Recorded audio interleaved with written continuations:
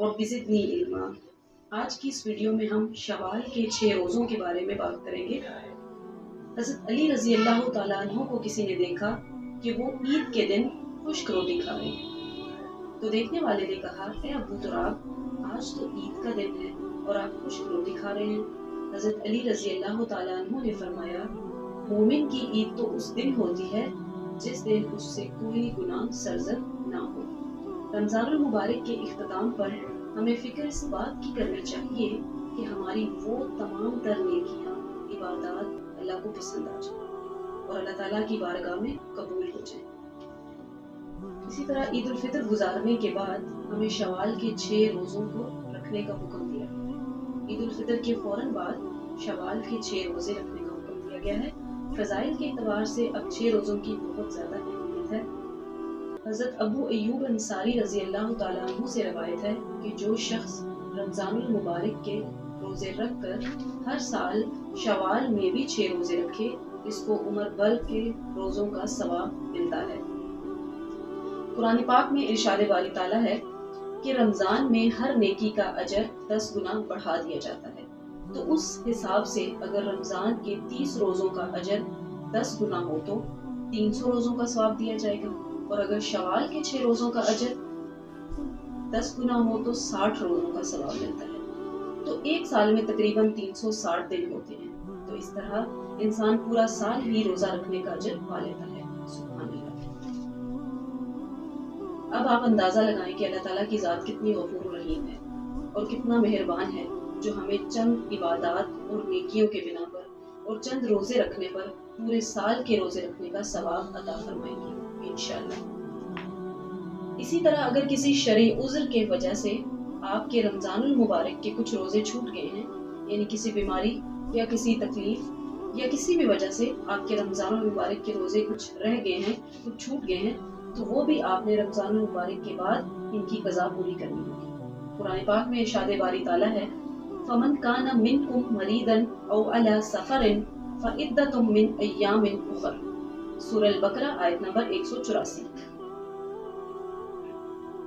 लिहाजा कोशिश करें कि नफली रोज़ों से पहले फर्जी रोज़ों की क़ज़ा पूरी करनी चाहिए। यानी अगर आप शवाल के 6 रोज़े रखना चाह रहे हैं, ठीक है, तो आपको कोशिश ये करनी है कि उससे पहले पहले आप अपने फर्जी रोज़े जो हैं वो पूरे कर लें, जो आपसे रमज़ानुल मुबारक में किसी उज़्र की वजह से रह गए। फर्ज रोज़े लगातार रखे भी जा सकते हैं और वक्फे वक्फे से भी रख सकते हैं। हज़रत आयशा रज़ी अल्लाह फरमाती हैं कि रोज़ों के बारे में ये हुक्म था कि रोज़े दूसरे दिनों में मुसलसल रखे जाएं, यानी कि पहले इनके बारे में ये हुक्म था कि रोज़ों को मुसलसल रखना है, यानी लगातार ही रखा जाएगा, मगर बाद में लगातार रोज़े रखने का हुक्म ख़त्म हो गया। ये हमारे लिए सहूलत पैदा कर दी गई। इसी तरह कुरान पाक में इरशाद है, युरीदुल्लाहु बिकुमुल युस्रा वला युरीदु बिकुमुल उस्र। सूरह बकरा आयत नंबर 185। अल्लाह तुम्हारे लिए आसानी चाहता है और तंगी नहीं चाहता। यानी ये भी हमारे लिए एक सहूलत है, एक आसानी रख दी गई है कि अगर आप मुसलसल किसी भी वजह से रोज़े नहीं रख सकते तो क्या होगा कि आप उनको लगातार ना भी रखें, तो आपके पास रुख्सत है कि आप वक्फे वक्फे से भी रोज़े रख सकते हैं। इस तरह अगर मज़ीद रोज़ों के बारे में बात की जाए तो पीर के दिन का रोज़ा रखना भी नबी पाक सल्लल्लाहु अलैहि वसल्लम की सुन्नत में शामिल है। पीर के दिन, ठीक है, एक हर महीने में आप पीर का रोज़ा किसी भी वजह से उसकी फर्जी नियत करके या नफली नियत करके आप वो रख सकते हैं। ये नबी पाक सल्लल्लाहु अलैहि वसल्लम की सुन्नत है।